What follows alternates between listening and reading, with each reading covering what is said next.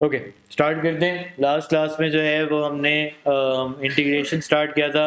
Integration में हमने जो है वो रूल्स देखे थे, पहले एक्सपोनेंशियल्स के, फिर 1/x को इंटीग्रेट करके ln x वगैरह देखा था एंड सो ऑन।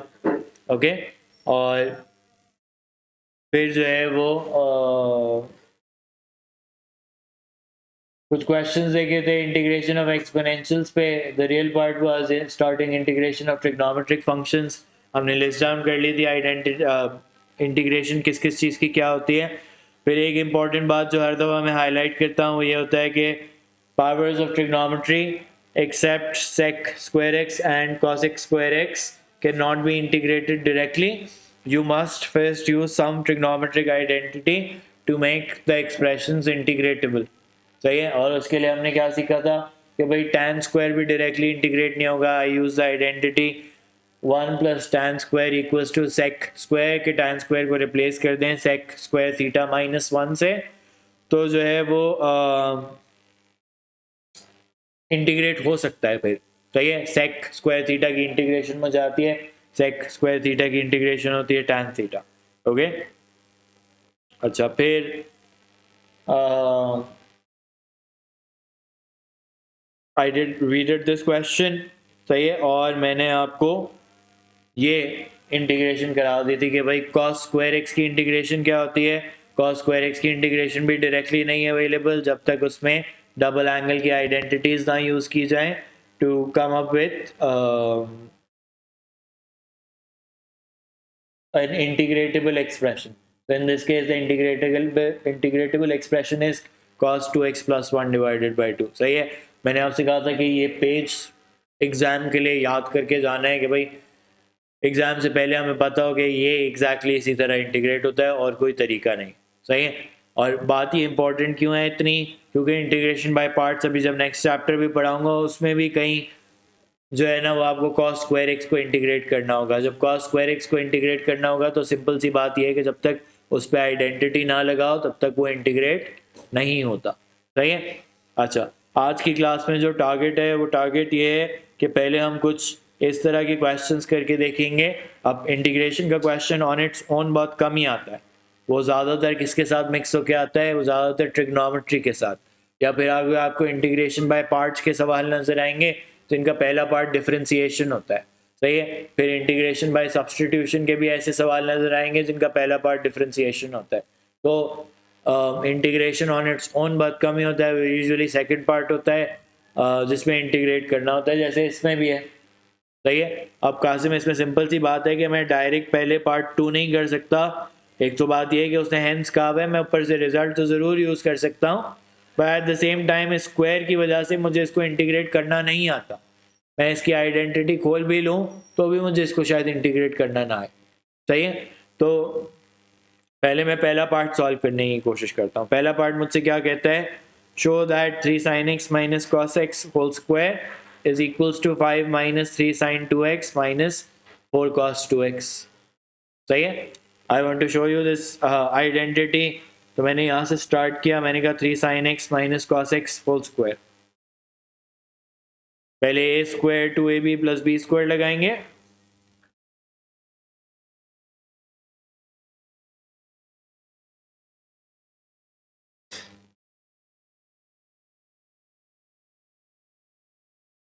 सही है, ये लगा दिया मैंने भाई। ये हो गया 9 sin square x -6 sin x cos x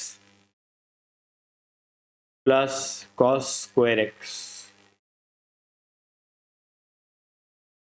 लेकिन मुझे तो कुछ और ही प्रूव करना है। मेरे पास तो अभी नंबर भी सही नहीं आया, मुझे तो बाकी सारी चीज़ें भी फिगर आउट करनी है। What should I do. Double angle कहाँ पे लगता हुआ नजर आ रहा है, पहले ये बताओ। What is the sine square पे भी लग रहा है, कॉस स्क्वायर पे भी लग रहा है, लेकिन सबसे स्ट्रेट फॉरवर्ड जो मुझे नज़र आ रहा है वो क्या नज़र आ रहा है, ये इधर नज़र आ रहा है कि अगर मैं इसको थोड़ा सा मैनिपुलेट करूं तो this is the identity for what, this is the identity for sine 2x। Sine 2x की हमने आइडेंटिटी ट्रिग्नोमेट्री में पढ़ी है, 2 sin x cos x होती है। सही है। तो इस पूरे की जगह कासिम हम क्या लिख सकते हैं, इस पूरे की जगह हम साइन 2x लिख सकते हैं। तो एक देखो मुझे फ़ायदा हुआ, ये मिडिल टर्म मेरी सही हो गई भाई। सही है। अब इसी तरह की कोई आइडेंटिटीज लगनी चाहिए कि फर्स्ट टर्म और लास्ट टर्म भी सही हो जाए मेरी। सही है। क्या आइडेंटिटीज लगानी चाहिए, लास्ट क्लास में मैंने आपको ट्रिग्नोमेट्री में कहा था, इंटीग्रेशन में कहा था कि भाई कॉस स्क्वायर एक्स को अगर सब्जेक्ट बना लें तो ये बन जाता है cos 2x plus 1 divide by 2। सही है। और अगर साइन स्क्वायर एक्स को सब्जेक्ट बना लें तो 1 माइनस कॉस 2x ओवर 2 बन जाता है। सही है। यही डबल एंगल की आइडेंटिटी जो है उसको रिवर्स में यूज़ करना सिखाया था। तो ये यहाँ पे हो जाएगा 9 1 माइनस कॉस 2x ओवर 2 और ये 1 प्लस कॉस 2x ओवर 2। सही है। प्लस और माइनस का डिफरेंस होता है। ओके। तो अब कंक्लूजन यहाँ से क्या निकला कि देखें आइडेंटिटी सिर्फ जो फॉर्मूला शीट में लिखी हैं उसी फॉर्म में यूज़ नहीं होंगे। You will have to change the subject sometimes and come up with a different identity as well. सही है। अच्छा जी, फिर मुझे बताओ अब आगे इसको कैसे मैं प्रूफ करके दिखाऊं। What should I do next? कैसे, किससे मल्टीप्लाई करूं?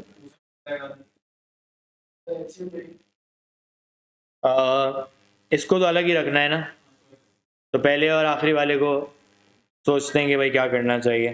सही है। बेसिस सेम है दोनों की, तो दोनों कंबाइन होकर लिख जाएंगे। सही है। 9 minus 9 cos 2x plus 1 plus cos 2x, right. तो कितना बन गया, 10 plus 10 minus 8 cos 2x over 2। Okay.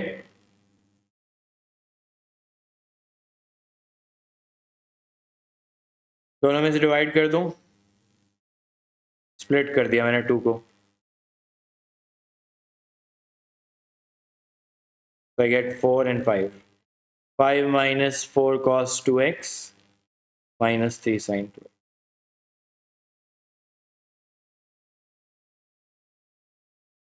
Okay. Now this was the first part. On the exam I am assuming this is a 5 mark identity. सही है, क्योंकि ये मुश्किल identity है, 3 जगह जो है वो आइडेंटिटी रिवर्स में यूज हुई। It's not an easy identity. सही है। तो एग्जाम में अगर ये आता तो 5 मार्क्स का होता। फिर आगे 3 मार्क्स की और इंटीग्रेशन है। अब देखो पहला पार्ट सही से सॉल्व हुआ या नहीं हुआ, सेकंड पार्ट फिर भी कासिम तुम सही कर सकते हो। क्यों? क्योंकि उसने कहा है हेंस। अब तुम्हें पता है कि सर ये जो अंदर अभी एक्सप्रेशन है जिस पे होल स्क्वायर लगा हुआ है इसको हम डायरेक्टली इंटीग्रेट नहीं कर सकते। इसको बताओ यूं क्यों नहीं कर सकते कि पावर बढ़ा दी, नहीं पावर से डिवाइड कर दो और multiplied by F bar of x कर दो, ऐसा क्यों नहीं कर सकते? उससे क्या होता है, उससे क्या होगा, क्या रूल था हमने कासिम, ये मैंने इसीलिए यहाँ पे लिखवाया था। इंपॉर्टेंट बात होती है कि ये जो रूल होता है एफ ऑफ एक्स वाला, तो ये जो रूल है एफ ऑफ एक्स वाला जिसमें पावर इंक्रीज करके नई पावर से डिवाइड करते हैं, वो सिर्फ तब कब लगता है, सिर्फ लीनियर होना चाहिए, वरना ये नहीं लग सकता भाई। सही है। तो इसलिए आइडेंटिटीज हमेशा ही यूज होती हैं, ट्रिग्नोमेट्री की पावर्स कभी भी डायरेक्टली इंटीग्रेट नहीं होती। सही है। तो पहला काम मैंने किया, मैंने इसको रिप्लेस कर दिया 5 minus 3 sine 2x minus 4 cos 2x। Okay.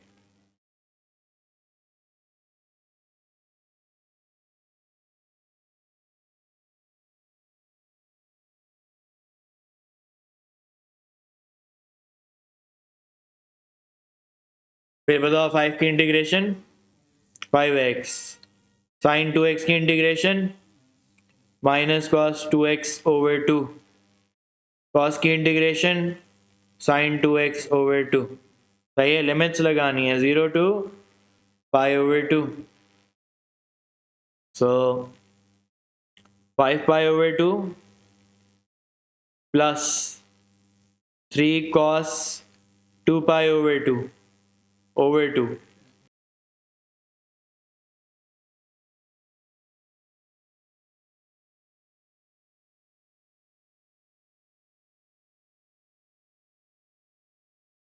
सही है ना?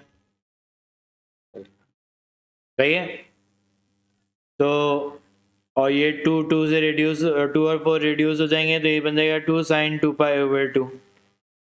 ओके,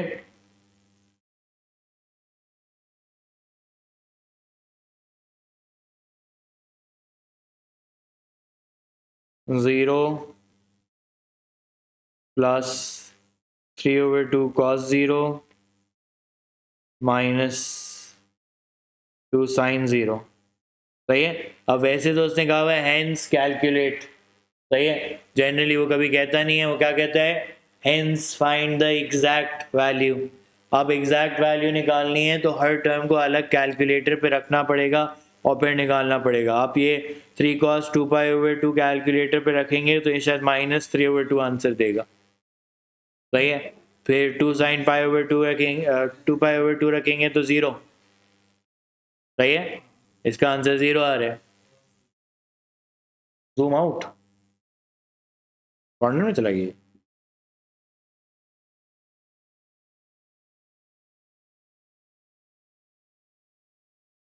सही है।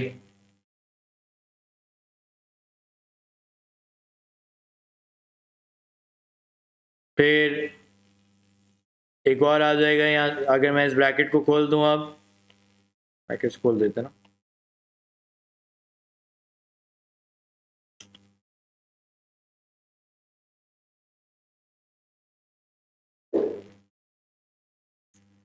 Five pi over 2 -3 over 2 0, 5 pi over 2 -3। सही है। अब अली, हम जब भी ऐसा कोई सवाल करें हमें कैलकुलेटर पे चेक भी करना है भाई। एग्जैक्ट वैल्यू तो मैंने निकाल दी, अब क्या कैलकुलेटर भी यही वैल्यू बताता है? कैसे चेक कर सकते हो? कैलकुलेटर पे गए, पूरा एज इट इज़ जो ओरिजिनल क्वेश्चन है वो लिख दिया भाई। कैलकुलेटर को सब कुछ इंटीग्रेट करना आता है। सही है, उस पर कोई लिमिटेशन नहीं है कि वो सिर्फ आइडेंटिटी के बगैर नहीं कर सकता। यही था ना, 0 to π/2। बस एक काम मैंने नहीं किया, मैंने कैलकुलेटर रेडियन में नहीं किया। सही हो गया। 4.854 आंसर आना चाहिए, मुझे नहीं पता मेरा सही आया या नहीं आया। 4.854, फिर हम देखेंगे गलती है तो हम रिमूव करेंगे। सही है। 4.854 हमारा क्या है, 5 पाई ओवर 2 -3, 5।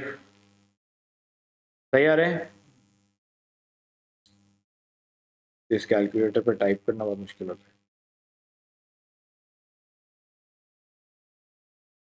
सही है। 4.854 यानी what ever I calculated was Indeed the correct answer. Okay, सबको ये बात समझ आई? तो एग्जाम में जो है ना, वो इन क्वेश्चंस में गलती होगी तो आपको मिल जानी चाहिए, आपको पता होना चाहिए कि भाई आपने गलत किया है।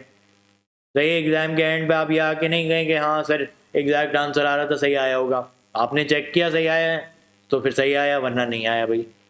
सही है, तो पता चल जाएगा कि कितने क्वेश्चन सही हो रहे हैं। ओके, चलें एक और देखते हैं, आइडेंटिटी वाला सवाल।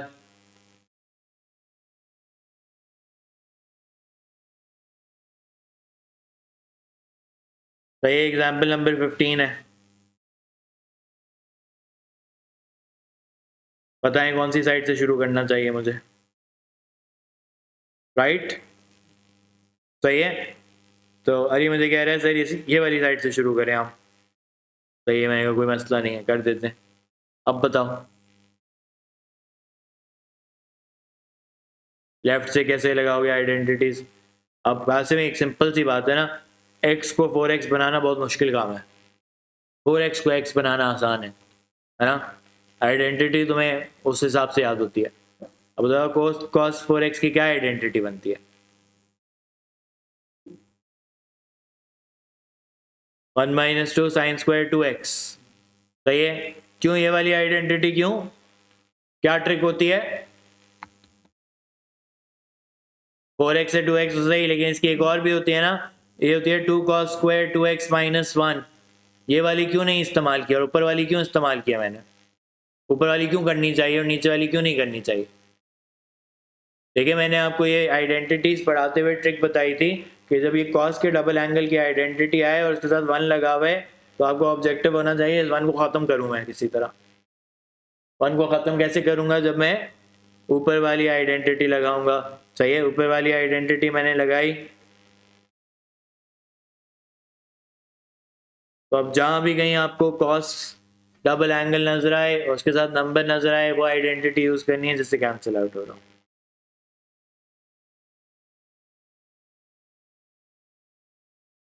सही है, तो ये 1 माइनस 1 तो खत्म ही हो गए, 3/2, एक 2 भी कैंसिल हो रहा है, तो रह रहा है 3 साइन स्क्वायर 2x। सही है, ब्रैकेट को बाहर स्क्वायर करके लगा देते हैं। सही है, अब साइन 2x की आइडेंटिटी लग जाएगी बिल्कुल, 2 साइन x cos x, बिल्कुल स्क्वायर कर दें सबको,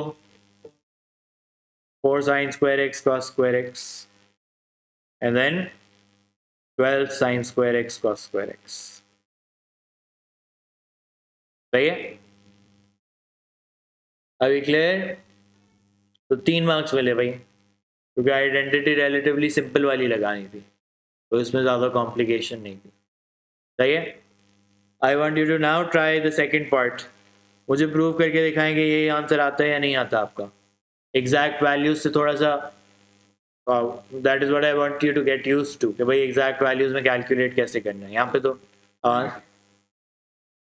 लिमिट्स हैं π/3 और π/4। करके देखो।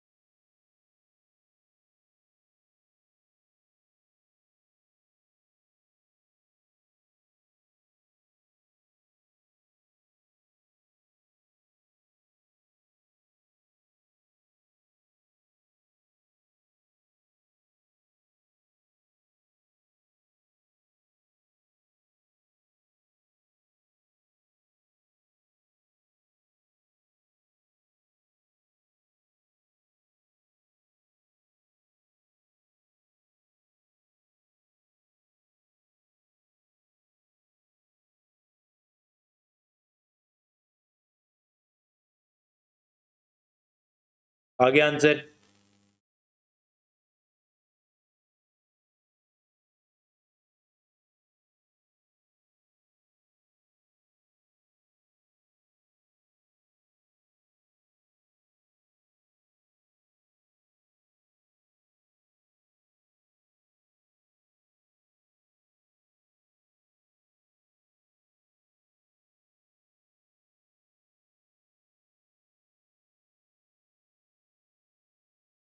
जो किया मैंने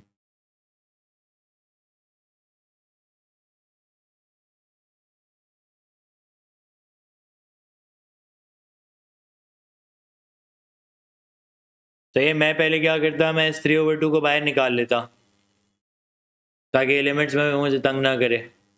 सही है। फिर 1 की इंटीग्रेशन में क्या बताता आपको, x और cos 4x की sin 4x/4, और क्या क्या लिमिट्स हैं, π/4 और π/3। सही है। तो कासिम पहले मैं लिमिट्स लगा लूंगा, फिर 3/2 को बीच में लाऊंगा। सही है। मुझे पता है 3/2 है मेरे पास, एक π/3 minus sin 4 π/3 over 4 π/4 minus sin 4 π/4 over 4। सही है। π/3 को तो मैं कुछ नहीं कर सकता, व्हाट sin 4 π/3 माइनस √3/8 बन जाएगा ये। सही है। ये पूरा का पूरा कैलकुलेटर पे एज इट इज टाइप करो, इस तरह मैंने लिखा हुआ है क्या अभी यहाँ पे। सही है। So I should get what, √3/8। सही है। And then I open up the bracket, minus π/4, और वो शायद 0 बन रहा है, वो 0 बन रहा है भाई। सही है। And there is a 3/2 outside. Okay, so let's see if I have the right answer. ये प्लस बन जाएगा, sorry this I think should be plus, right. Okay, what's π/3 minus π/4, पहले उसको सिंप्लीफाई कर लेते हैं हम। ये देखें, ये भी कैलकुलेटर पे कर सकता हूँ, सिंपल सी बात है। I leave pi as it is, 1/3 minus 1/4 on my calculator. What does that give me? It gives me 1/12। सही है। 1/12 दे रहा है, सो सही है। So I get 1/12 pi plus √3/8। अब मैं ब्रैकेट खोल देता हूँ, सो आई गेट 3π/24 प्लस 3√3/16। सही है। वो रिड्यूस होके π/8 बन रहा है, तो शो हो रहा है बेसिकली। सही है। What I wanted you to be able to do is कि भाई एक टर्म उठाओ, कैलकुलेटर पे लगाओ, उसकी वैल्यू उसके नीचे लिख सको। Okay, and this is a useful skill, क्योंकि आगे सारे क्वेश्चंस इसी तरह के आएंगे जिनमें मैं बार बार शो दैट का क्वेश्चन कहूंगा। ओके, सवाल है जो आपने स्टूडेंट्स की नहीं राइट, कुछ सवाल में कहोगे कि एग्जैक्ट अगर वो एग्जैक्ट ये उसके कितने मार्क करते हैं? एक। लेकिन अगर तुम्हारी वैल्यू अदरवाइज इक्वल हो तो अब उसमें भी डिपेंड करता है, कहीं कहीं जो होता है ना वो मिस्टेक्स थोड़ी सी ज़्यादा होती हैं। सही है। What I saw someone do was के उसने जो है वो एग्जैक्ट के चक्कर में उसने tan इनवर्स ऑफ √3 लिख के छोड़ दिया था। अब आपने अगर tan इनवर्स ऑफ √3 को एवेल्यूएट नहीं किया तो फिर मार्क कट जाएगा, बिकॉज यू वैल्यू एग्जैक्ट नहीं है, it's the function basically. Okay, so you have to make sure that you are in terms of pi, √3, √2, इस तरह के सवाल है। सही है। अब ये एक थोड़ा सा लंबा सवाल है। सही है। वैसे तो cot x की इंटीग्रेशन जो है, cot x की डिफरेंशिएशन जो है हमने अब याद कर लिया कासिम। हमें पता है कि cot x की डिफरेंशिएशन अब minus cos x square x होती है। ये डिफरेंशिएशन के रूल्स में लिख लिया था हमने। अब मैंने इंटीग्रेशन के रूल्स में भी बता दिया है कि भाई cos x स्क्वायर x की इंटीग्रेशन जो होती है वो cot x होती है। तो ये पहले जब ये सवाल आया करते थे वो इस तरह डिराइव करने के फॉर्म में आया करते थे, और अभी भी आ सकते हैं। There is no stopping anyone कि भाई ये क्वेश्चन नहीं आ सकता। अब वो जाहिर सी बात है इसको और कॉम्प्लिकेटेड बनाएगा। सही है। But there is a particular aspect of this question that I want to show you, इसलिए जो है मैं ये सवाल करा रहा हूँ आपको। सही है। पहले वो कहता है by differentiating cos x over sin x show that if y equals to cot x then dy over dx equals to minus cos x square x. This is a differentiation question. सही है।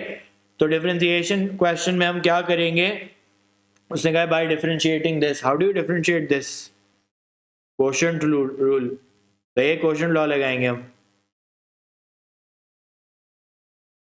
Okay, जहां u cos x होगा और v sin x होगा। u dash जो होगा वो minus sine x बनेगा और v डैश कितना बनेगा? सही है। u dash v minus v dash u over v square. Formula याद होना चाहिए भाई। तो ये फॉर्मूला शीट में भी लिखा होता है, it's written in a much more complicated way, I can show it to you.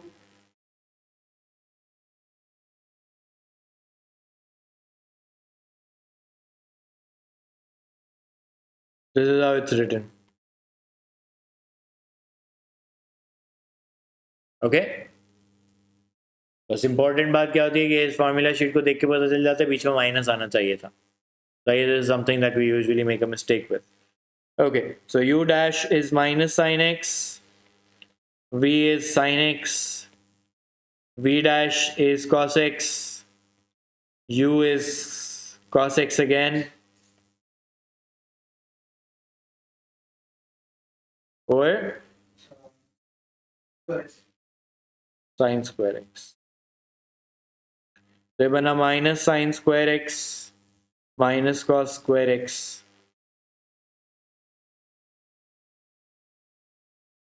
सही है? What should I do next? Minus common बाहर आ जाएगा तो अंदर बन जाएगा sine square x plus cos square x minus 1 over sin square x, which is basically cosec square x minus cosec square x.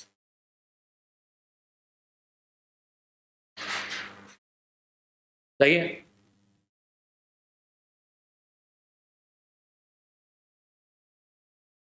Part 2.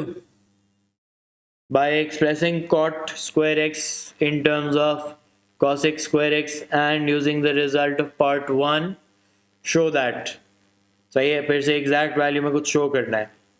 अब उसने गाइडेंस दी हुई है, ये पेपर 2 का क्वेश्चन है, इसलिए गाइडेंस थोड़ी सी ज़्यादा लग रही है, वरना कुछ क्वेश्चन में कहते हैं डायरेक्ट कॉट स्क्वायर एक्स को इंटीग्रेट करके बताओ भाई।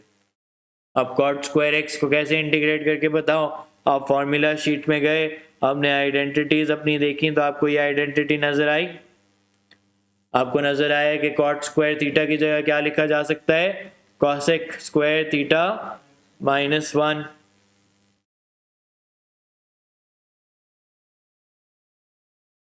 तो ये कॉसेक स्क्वायर एक्स माइनस 1। अब फिर वो कहता है and by using the result of part 1। So what is the result of part 1? Result of part 1 ये था कि भाई कॉट एक्स को डिफरेंशिएट किया तो कॉसेक स्क्वायर एक्स आया। सही है? अब 2020 के सिलेबस में एक लाइन ऐड हुई थी, वो लाइन ये थी कि candidates should be able to recognise that integration is the reverse process of differentiation. तो अभी तो ये ऐसी इंटीग्रेशन है जो फॉर्मूला शीट में भी मौजूद है। सही है? लेकिन अब इससे मुश्किल भी आ सकती है कि कोई चीज़ मैंने पहले डिफरेंशिएट करवाई, उसकी इंटीग्रेशन आई, सही है, फिर अगले पार्ट में उसी की दोबारा इंटीग्रेशन पूछ ली, तो आपको ये पता होना चाहिए कि भाई डिफरेंशिएट किया तो आगे वाला आया, इंटीग्रेट करोगे तो वापस पीछे चले जाओगे। सिर्फ फर्क क्या है बताओ? साइन का फर्क है भाई, ये माइनस जो है ना वो चेंज हो जाएगा। नीचे cosec स्क्वायर एक्स की इंटीग्रेशन है, ऊपर माइनस cosec स्क्वायर एक्स आया हुआ है, तो इसकी इंटीग्रेशन क्या हो जाएगी? माइनस cot x, और 1 की इंटीग्रेशन x। ओके, और लिमिट्स क्या है? Pi over 4 to pi over 2। सही है? अच्छा, अब I don't know if this is going to happen on the calculator और नॉट, बट ये किसी कैलकुलेटर पे हो रहा था। आप जाहिर सी बात है कॉट तो नहीं लगा सकते ना, कैलकुलेटर पे लगाना था 1 ओवर tan पाई ओवर 2। देखो लगा सकते हो?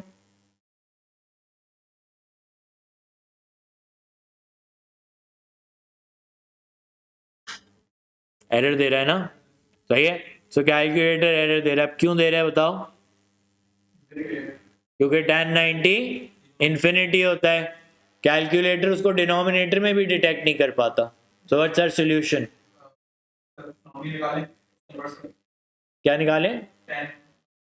tan पाई ओवर 2 निकाला मैंने, इन्फिनिटी आया, यहाँ पे डायरेक्ट इन्फिनिटी लिख दिया। और 1 ओवर इन्फिनिटी क्या होता है?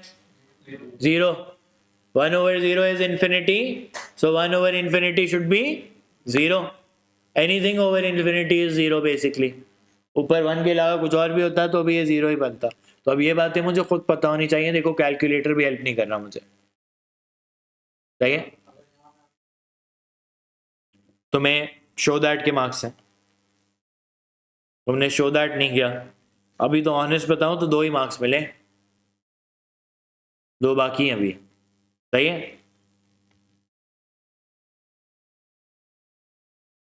और फिर 10 पाई/4 तो 1 होता है, तो ये +1 बन जाएगा और +पाई/4। सही है। फिर ये 0 हो गया। पाई/4 माइनस पाई/2, तो 1/4 माइनस 1/2 कैलकुलेटर पे लिखूंगा तो -1/4 ही आ जाएगा पाई और +1। सही है। तो पाई 1 माइनस पाई/4, is that what I wanted to prove? Yes, because show that था तो मुझे पता चलेगा आंसर कब सही आ रहा है कब गलत आ रहा है। ओके, यहाँ तो क्लियर है सारी बातें? Any questions? No. Okay, then let me just have a bit of water.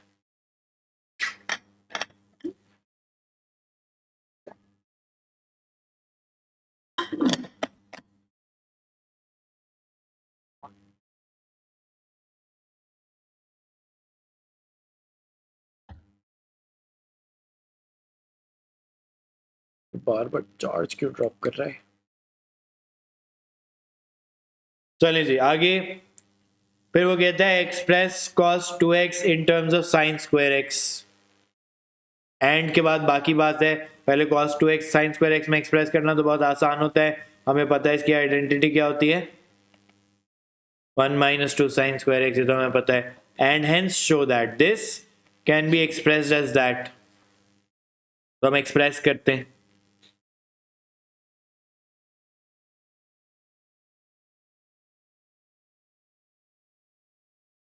सही है। cos 2x की जगह क्या लिख दूं, 1 - 2 sin square x। सही है ना? I think I should go vertical.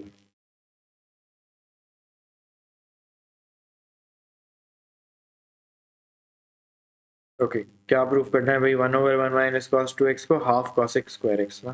सही है। अब देखो उसने क्वेश्चन ने भी खुद ही इनहेरेंटली वही काम कराया है जो मैं पहले आपको एडवाइस कर चुका हूँ कि अगर आपको 1 नजर आए तो आपको ऑब्जेक्टिव क्या होना चाहिए, 1 को कैंसिल करना। तो ये कैंसिल हो रहा है।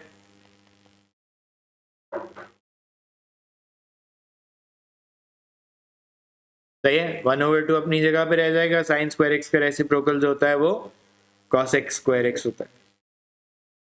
हो गया एक्सप्रेस। सही, दैट वाज पार्ट 3। पार्ट 4 में hence using the result of part 1 find the integration of this now। तो पार्ट 4 है इंटीग्रेशन ऑफ दिस। तो मुझे पता है कि अब मुझे इसको इंटीग्रेट नहीं करना, किसको इंटीग्रेट करना है, half cos x square x को। तो take half outside, cos x square x की इंटीग्रेशन बताओ, माइनस cot x। सही है। और अब जो है ये सारे फॉर्मूला शीट पे भी है, अब प्लस सी अंदर लिखो बाहर लिखो फर्क नहीं पड़ता अभी। सही है। क्लियर है यहाँ तक सारी बातें? सही है। तो इस क्वेश्चन को दिखाने का ऑब्जेक्टिव 2 चीजें थी, एक तो ये 1/tan90 वाली बात, और दूसरा that integration is the reverse process of differentiation. Now in a very recent past paper question I think ये बहुत कॉम्प्लिकेटेड भी आया है। आई थिंक 24 का जो जून में डिफरेंशियल इक्वेशंस, हाँ पार्ट 2 में बड़ी कॉम्प्लिकेटेड सी एक डिफरेंशियल इक्वेशन है जिसको जो है वो इसी आइडिया के थ्रू जो है वो इंटीग्रेट करना है।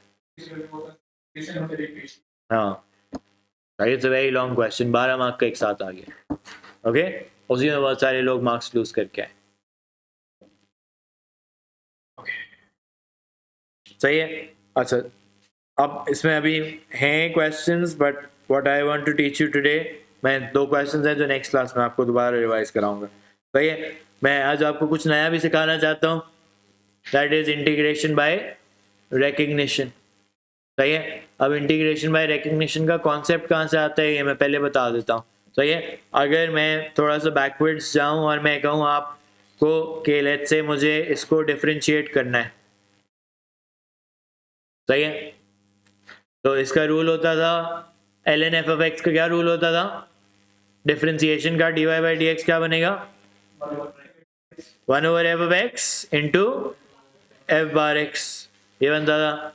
तो बनाओ जरा, 1 over x square plus 3x into 2x plus 3। सही है। अब मैं अगर आपसे कहूं कि भाई इसको इंटीग्रेट करना है,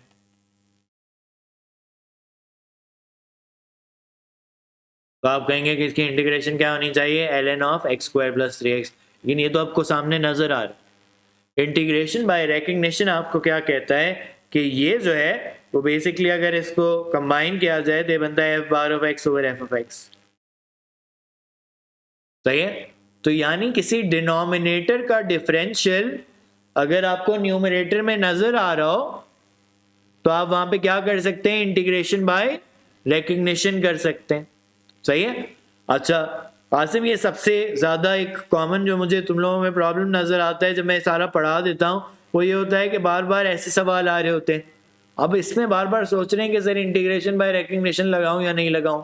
देखिए अगर 1 ओवर एफ ऑफ एक्स है और एफ ऑफ एक्स लिनियर है तो सही है, सिंपल ln लग जाएगा, ln of F of x divided by F bar of x. इसमें इतने ज्यादा सोचने की जरूरत नहीं है। रिकग्निशन खास तौर पे कहाँ इंपॉर्टेंट होती है? जहाँ डिनोमिनेटर्स आपके पास लिनियर ना हो। लेकिन डिनोमिनेटर लिनियर नहीं है, डिनोमिनेटर लिनियर नहीं है, तो ये डिनोमिनेटर फिर से लिनियर नहीं है। तो इन केसेस में हमने इंटीग्रेशन बाय रिकग्निशन सोचना है। एक मिनट में जूम दोबारा ऑन करूं।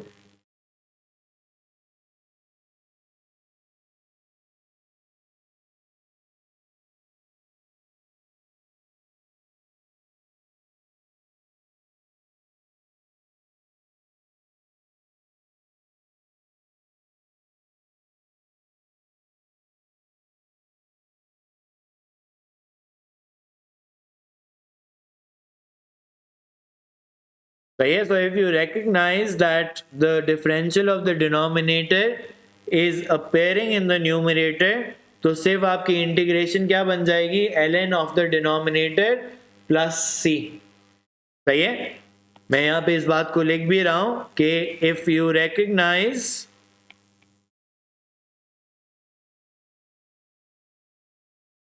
that the differential of the denominator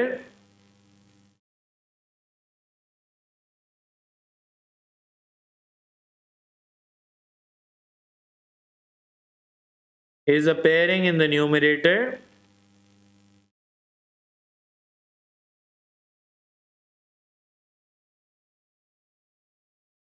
then your integration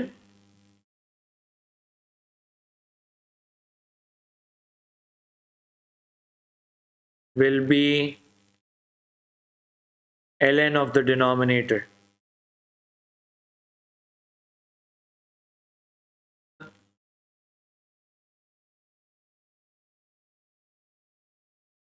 unnecessary right now, complication बहुत बढ़ जाएगी क्योंकि मैंने सब्स्टिट्यूशन तो अभी अली सिखाई भी नहीं।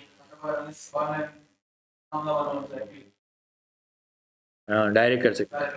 हाँ और डायरेक्ट ही करना। देखो सिंपल सा ए लेवल मैथ का रूल है, for questions that are require substitution the substitution will be provided to you. अगर नहीं प्रोवाइडेड तो मतलब वो सब्स्टिट्यूशन के अलावा भी हो सकता है। डायरेक्ट कर। सही है। ओके तो ये मैंने लिख लिया। अब क्या हो रहा है? डिनोमिनेटर का डिफरेंशियल है एक्स स्क्वायर प्लस 2। सही। क्या डिनोमिनेटर की डिफरेंशिएशन मुझे न्यूमरेटर में नजर आ रही है? हाँ डिनोमिनेटर की डिफरेंशिएशन है 2x प्लस 0। 2x तो नजर आ रहा है, प्लस 0 से तो वैसे भी कोई फर्क नहीं पड़ता। तो इसका आंसर क्या बन जाएगा? ln x square plus 2 plus c। सही है। Direct, nothing else. फिर कासिम जरूरी नहीं है कि हर जगह फौरन से लग जाए।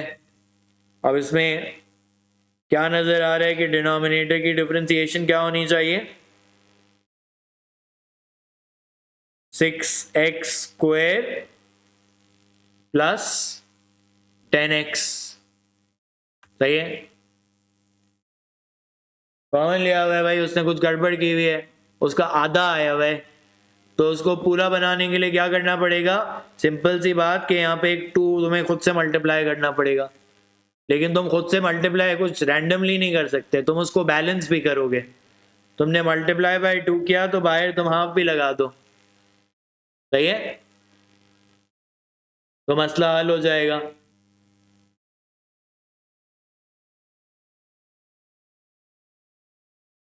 एक मिनट, अब क्या ये सिचुएशन जनरेट हो गई कि डिनोमिनेटर का डिफरेंशियल अब मुझे न्यूमरेटर में नजर आ रहा है? सही है, चाहे वो ब्रैकेट में ही लिखा हो, लेकिन है, मुझे पता है। सही है, हाफ बाहर आ चुका है, तो अब मैं क्या लिख दूंगा? ln of the denominator plus c, that's it. Okay, so इसमें सब्स्टिट्यूशन फिर करने की जरूरत नहीं। यहां तक क्लियर हो गई बात? सही, अब जरूरी कुछ बोल रहे हो?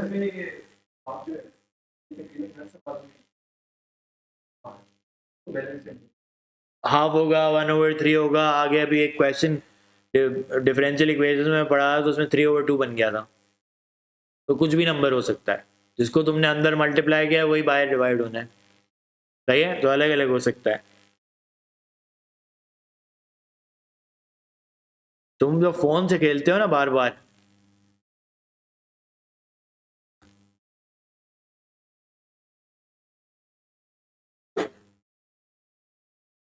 सही। अब फिर से मुझे नजर आया कि ये एक फ्रैक्शन है। सही है, तो फ्रैक्शंस में जो है वो अक्सर इंटीग्रेशन बाय रिकग्निशन लगा करती है। सही, खास तौर पे जब न्यूमरेटर में वन ना लिखा हुआ, वन की जगह कुछ और लिखा हो। सही है, अब e⁻² ओवर e⁻² + 3 फिर से मुझे नजर आया। एक मिनट, कुछ समथिंग्स हैपनिंग, इंटरनेट डिस्कनेक्ट।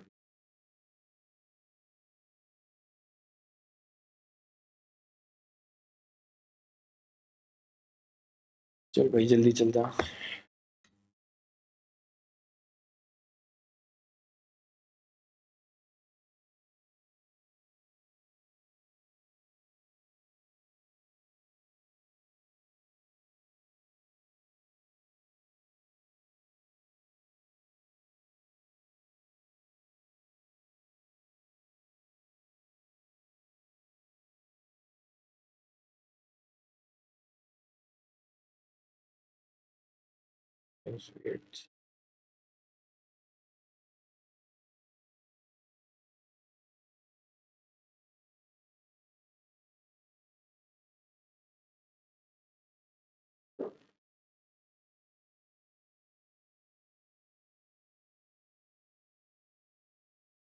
वो स्क्रीन नजर आ रही है ऑनलाइन?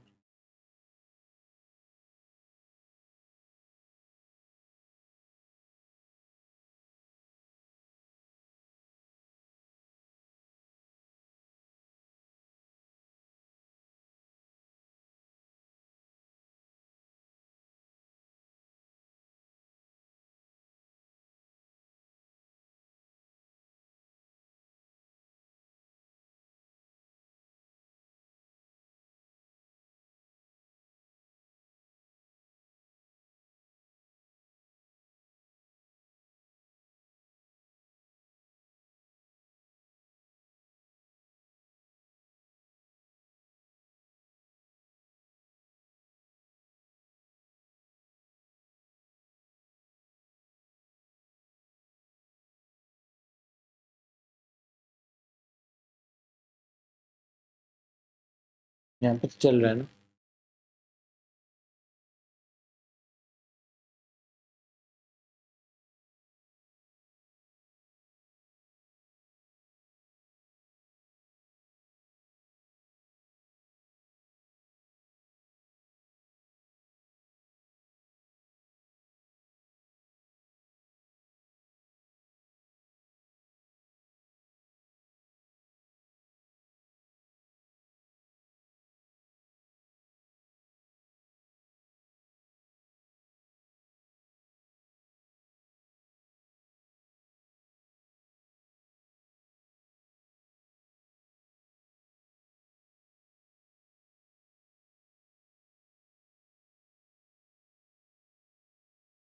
अब आगे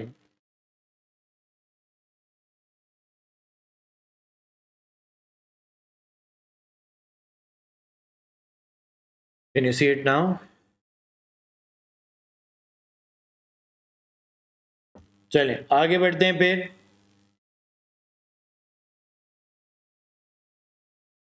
इसमें क्या है कि डिनोमिनेटर में ई पावर 2x प्लस 3 और न्यूमिनेटर में ई पावर 2x है, सही है। तो ई पावर 2x प्लस 3 का डिफरेंशिएशन क्या होती है? e2x बन जाएगी e power 2x into 2 plus 0 whatever, तो ये 3 का 0 हो जाएगा। फिर से क्या मिसिंग है? हाफ नहीं मिसिंग, पहले ऊपर 2 मिसिंग है ना, तो बाहर हाफ लगेगा, सही है। सो ऊपर 2 भी लगा दो और बाहर हाफ भी लगा दो। अब बैलेंस हो गया सब कुछ, तो अब हमने कहा half ln of the denominator plus c, सही है। What do you think about the next one?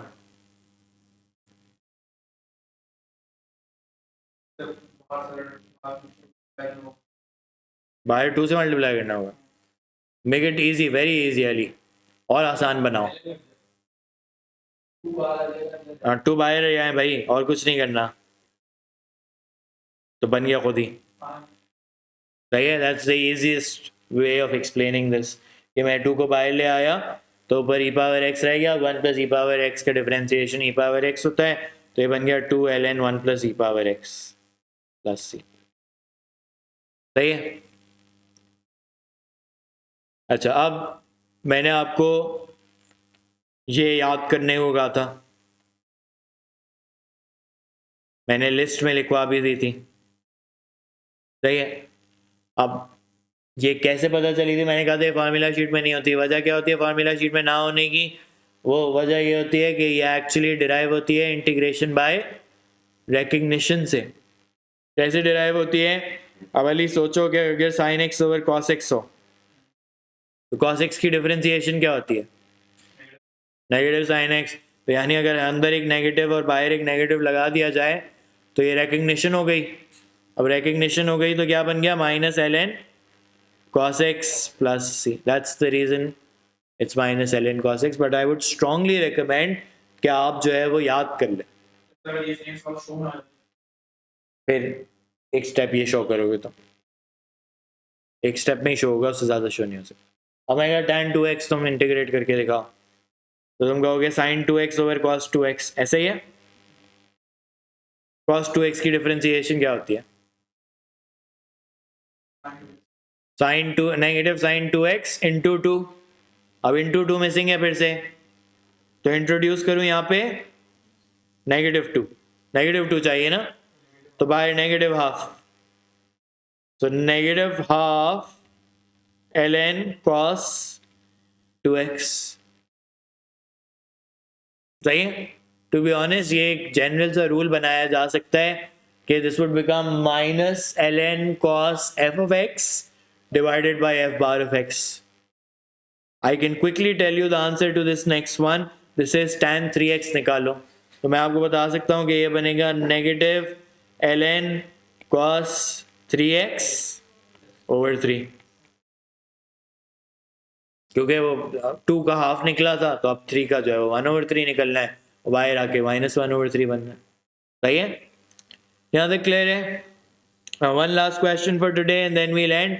आज तक इंटीग्रेशन बाय रिकग्निशन के ऑन इट्स ओन मैंने 2 ही सवाल देखे, सही। आई थिंक रिसेंट में एक तीसरा भी है, बट वो अलग अलग सवालों के अंदर तो ज़रूर नज़र आएगा आपको, ऑन इट्स ओन उसके कम सवाल होते हैं, सही है। वो ख़ास तौर पे कहाँ नज़र आता है आपको? वो ख़ास तौर पे नज़र आता है आपको इंटीग्रेशन बाय पार्शियल फ्रैक्शंस में, वो अभी हम पढ़ेंगे, सही है। अच्छा, the diagram shows the curve this and its maximum point M. The shaded region R is enclosed by the curve, the x-axis and the lines 1 and P. सही है। Find the exact value of the x coordinate of M. सही है। तो differentiation का सवाल है ना ये इंटीग्रेशन का सवाल अभी नहीं है। इंटीग्रेशन तो तब आएगा जब एरिया वगैरह पूछूंगा, तो सही है। तो मैं डिफरेंशिएशन करता हूँ, सही है। क्वोशिएंट रूल लगा रहा हूँ मैं,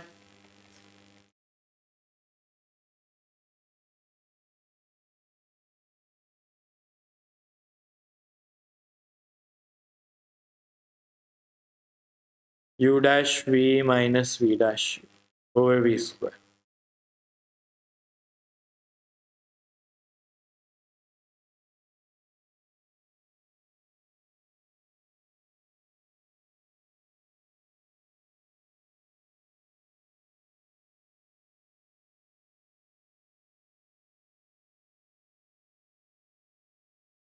भाई और इक्वल्स टू 0 प्लेस करना है।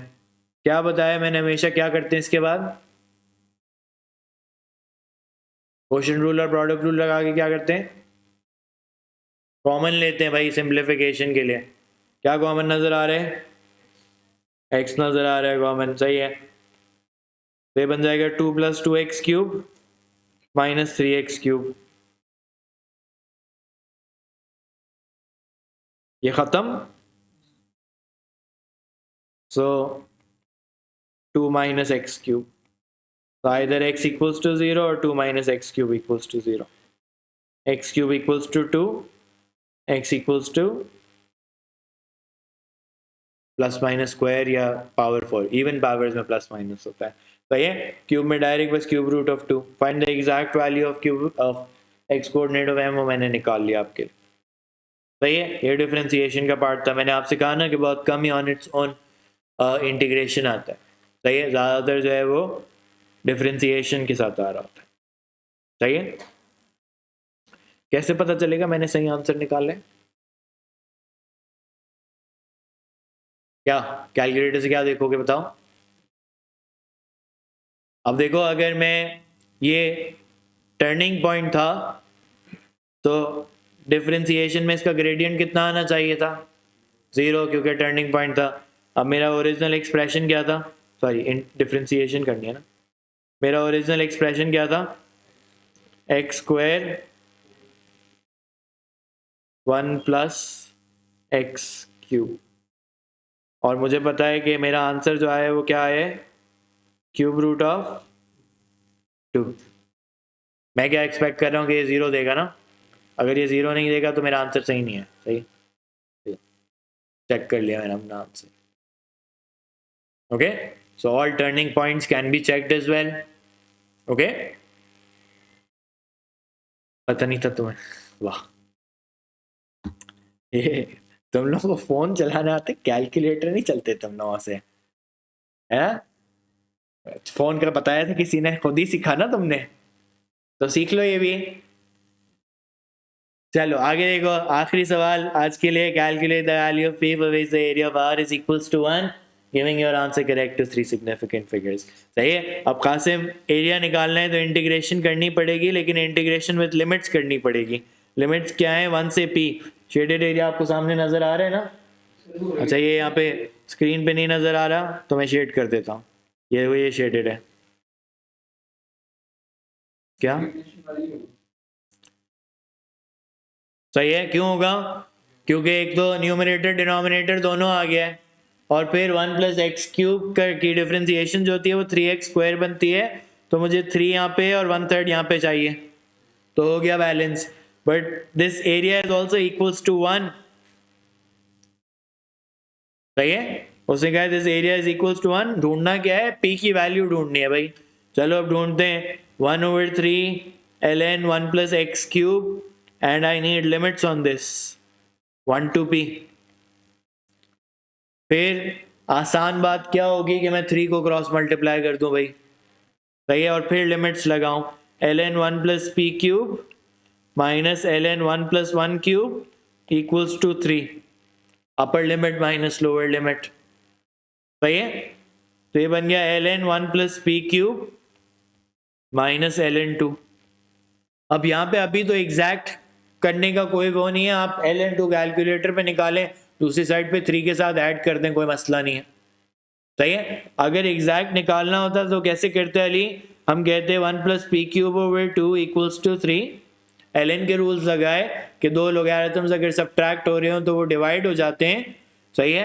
फिर ln को रिवर्स किया, ln को रिवर्स क्या करूंगा, e⁻3, सही है, क्रॉस मल्टीप्लाई होगा 2e⁻3 2e⁻3 minus 1 and p is cube root of, sorry cube root, हाँ cube root, सही है। but the answer has to be correct to 3 significant figures. So I'm now going to put it on my calculator and see if I get my correct answer. क्या आ रहा है पूछो? 3.40. फिर से verify कैसे करूं? अब जाऊं और अब जब मैं लिखूंगा तो मेरा एरिया कितना आना चाहिए? क्वेश्चन में कितना है?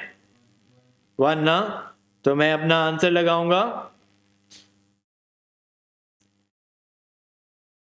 कहां से कहां तक थी? 1 से P तक ना, 3.4. अरे राउंडिंग ऑफ एरर है इसलिए 1.000 नजर आ रहा है. Okay, so all answers can be check differentiation and integration वाले. चाहिए सही है भाई. आज की क्लास समझ आई. अगली क्लास में differentiation and integration of tan inverse, some more identities questions. अगर हमें टाइम मिला तो हम जो है वो इंटीग्रेशन बाय पार्ट्स भी शुरू करेंगे. सही है, चलिए जी, थैंक यू, अल्लाह हाफिज. Welcome to Edge Learning, where we are changing dreams into success stories. Let's go. At Edge Learning, we offer courses to help you excel.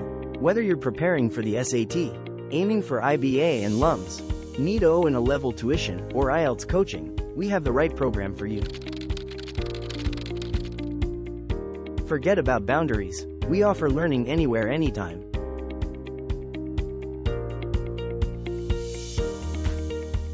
Our expert tutors provide personalized attention in various batch sizes and one-on-one sessions, along with pre-exam review workshops to ensure you perform your best on test day. Join us at Edge Learning and take the first step towards turning your dreams into reality. So what are you waiting for? Register now or call us.